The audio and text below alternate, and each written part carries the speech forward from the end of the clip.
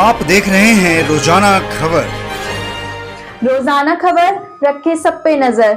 Like कीजिए, share कीजिए और सब्सक्राइब कीजिए हमारे चैनल। एक ब्रेक के बाद हम फिर जुड़ने जा रहे हैं देश के राजनीतिक चिंतक समीक्षक डॉक्टर देश दीपक अग्रवाल जी से। सर, पुनः आपका स्वागत है रोजाना खबर के मंच पे। लगातार अच्छी परिचर्चा चल रही है, बहुत ही अच्छी और सटीक जानकारी दी जा रही है और मिल रही है। मुझे भी सच मानिए तो मुझे बहुत अच्छी जानकारी मिल रही है, क्योंकि पत्रकार भी लोगों से मिलकर ये जानकारी को एकत्रित करता है।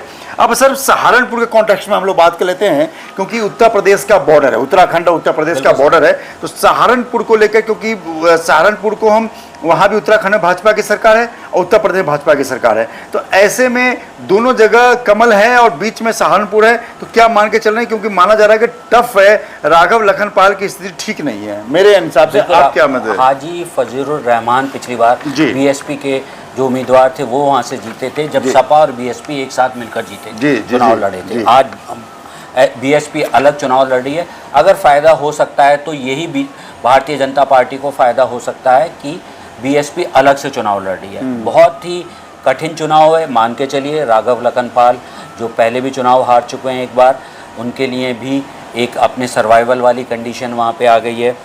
चुनाव के अंतिम में इमरान मसूद ने भी काफ़ी कुछ इस तरह के कार्य किए कि हिंदू वोटों को लुभाने के लिए वो मंदिर भी गए, सब कुछ चेष्टा करी। उन्होंने वो अपना जो एक बहुत ही कठिन स्वभाव वाला व्यक्तित्व है उससे दूर रहने की कोशिश करी। चुनाव में जो वोट कम हुआ है उसका भी जो कहीं ना कहीं असर पड़ेगा वो भारतीय जनता पार्टी पे ही पड़ेगा। तो देखना यह है कि राघव लखनपाल जो वोट हमारे हैं उनको गोलबंदी कितनी कर पाए हैं। हमारे माननीय मुख्यमंत्री जी भी वहाँ पे गए थे, उसकी गोलबंदी जितनी अच्छी तरह से हो पाएगी उतना ही भारतीय जनता पार्टी को ये सीट निकालने। क्या माना जाए, किस तरीके से टफ है मामला, फंसा हुआ है मामला? बिल्कुल निश्चित रूप से ये कठिन चुनाव है और मान के चलिए राघव लखनपाल के लिए इस चुनाव को निकालने का मतलब ये है कि कहीं ना कहीं ये चुनाव उनके राजनीतिक भविष्य को निर्धारित जरूर करेंगे, क्योंकि एक बार चुनाव हार चुके हैं। अगर इस बार भी चुनाव हारते हैं तो हो सकता है कि राजनीतिक करियर पर प्रश्न खड़ा हो जाए। मैं एक और चीज़ जोड़ना चाहता हूँ विभूति जी, इसके अंदर पश्चिमी उत्तर प्रदेश से कहीं ना कहीं मुख्यमंत्री जी की भी अपनी जो है प्रतिष्ठा जुड़ी हुई है, क्योंकि राजपूत समाज से ही वो खुद आते हैं और राजपूत समाज में अगर वोट सही नहीं हो पा रही है तो मान के चलिए कहीं ना कहीं उनकी प्रतिष्ठा पे भी एक पांच जनसभा तो मेरठ में कर चुके हैं, इसीलिए वो बार बार आ रहे थे कि राजपूत समाज को सिसोली भी गए और अधावा भी गए, सरदना गए। अब जिस तरीके से इसको नेक टू नेक फाइट में फंसी हुई सीट मान सकते हैं। अब हम बिजनौर के कॉन्टेक्स्ट में बात कर लें। बिजनौर में जिस तरीके से चंदन चौहान आरएलडी और भाजपा के मतलब एनडीए के उम्मीदवार हैं, आरएलडी को 2 सीटें मिली हैं, बागपत और बिजनौर। तो बागपत से डॉक्टर राजकुमार सांगवान हैं और उसके बाद बिजनौर से हम बात कर लें तो चंदन चौहान हैं। वहीं बीएसपी से विजेंद्र सिंह हैं और दीपक हैं एसपी से। टक्कर जो है चंदन चौहान और विजेंद्र सिंह के बीच में है, क्या आप मानते हैं? मैं थोड़ा सा इसको अब ये एक तरफा चुनाव इसलिए मानता हूं कि मलूक नागर जो एक पहले वहां से एमपी रह चुके हैं, वो उन्होंने लोकदल को अपना समर्थन दे दिया है। और सबसे बड़ी बात, और लोग जो बीएसपी में थे, बीच में भी चले भी गए थे, बीएसपी छोड़ दिया था उन्होंने। लोकदल को पूरा समर्थन दे दिया है, काफ़ी बड़े व्यक्तित्व के मालिक हैं। उनकी वजह से आप मान के चलिए चंदन चौहान की ये सीट लगभग तय है। और ये चंदन चौहान और राजकुमार सांगवान की सीट जीतने से जयंत चौधरी का कद काफ़ी बढ़ जाएगा। ये आप मान के चलिए पश्चिमी उत्तर प्रदेश में कहीं ना कहीं वो लोकदल को एक बार फिर जीवित कर देंगे। बिल्कुल, बहुत सही सटीक जानकारी।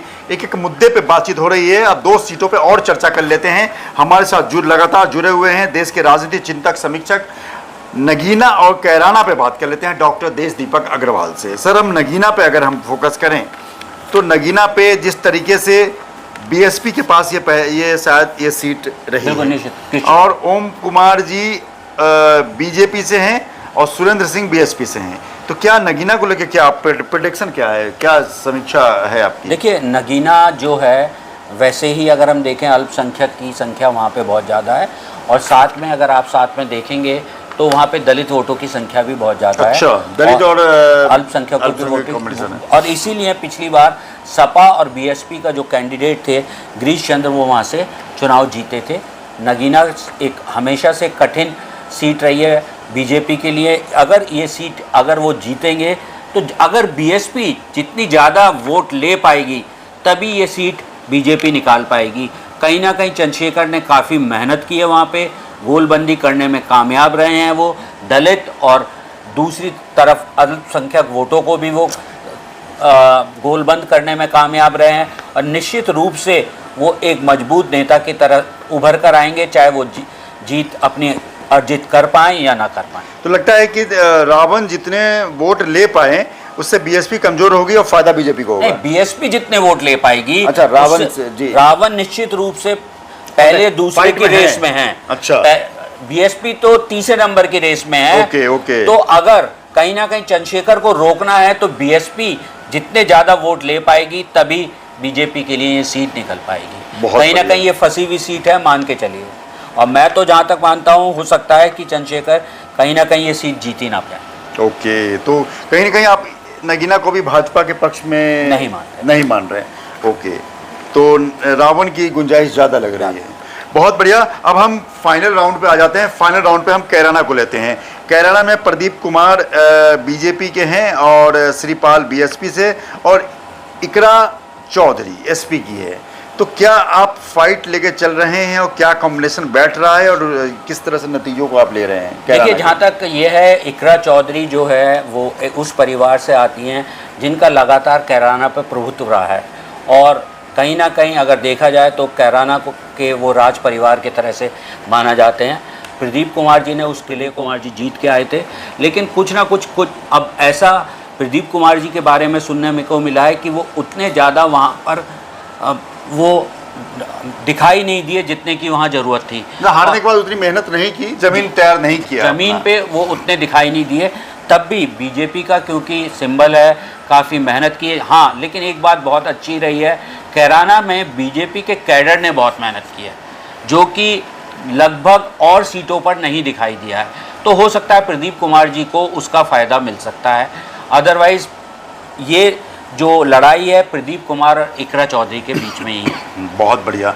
करीब करीब हम मेरठ, कैराना, नगीना, बिजनौर, सहारनपुर, मुजफ्फरनगर, बागपत और गाजियाबाद, कहीं ना कहीं पश्चिम उत्तर प्रदेश के परिदृश्य को लेकर हमारी सीधी बात हुई है डॉक्टर देश दीपक अग्रवाल जी से, जो लगातार 20, 25, 30 सालों से राजनीति के समीक्षक के तौर पर आंकड़ेबाजी के गोटियां को फिट करने में लगे रहते हैं। सवाल ये है कि आखिर राम मंदिर के शुभारंभ के इस चुनाव बाद जो भाजपा का प्राइम एजेंडा हुआ करता था और माना जाता है कि राम मंदिर के आंदोलन को लेकर ही भाजपा सत्ता में भी पिछली बार आई थी और लगातार बढ़ती चली गई थी, क्या राम मंदिर बनने के बाद हिंदुओं के अंदर भाजपा को लेकर क्रेज कम हो गया? क्योंकि इन तमाम सीटों पे अगर हम बात करें तो वोट प्रतिशत भी कम हुआ है। वोट प्रतिशत कम होने को लेकर एक राजनीतिक आंकड़ेबाजी और जिस तरह समीक्षक साहब ने भी कहा कि भाजपा को नुकसान होता है, फौरी तौर पर लोग आइडिया लगाते हैं कि जहाँ परसेंटेज कम है वहाँ भाजपा को नुकसान, जहाँ परसेंटेज अधिक है वहाँ भाजपा को फायदा। तो ओवरऑल देखकर लब्बो लुआ भी ये मान के चलिए कि अभी तक जितने चुनाव हुए हैं वो सब पहले चुनाव के मुकाबले 2019 के मुकाबले हर जगह वोट फीसदी गिरा है। ऐसे में सवाल ये है कि राम मंदिर के शुभारंभ के इस चुनाव पर अगर वोट प्रतिशत हर जगह गिर रहा है और वोट प्रतिशत गिरना भाजपा के लिए कमी माना जाता है या भाजपा के हित में नहीं माना जाता है, तो इसका क्या अंदेशा लगाया जाए? ये कहीं ना कहीं तमाम सीटों पे जो गणित बैठी है, गाजियाबाद हम बस बीजेपी को दे रहे हैं, बागपत भी आरएलडी को दे रहे हैं, वो भाजपा के ही साथी हैं।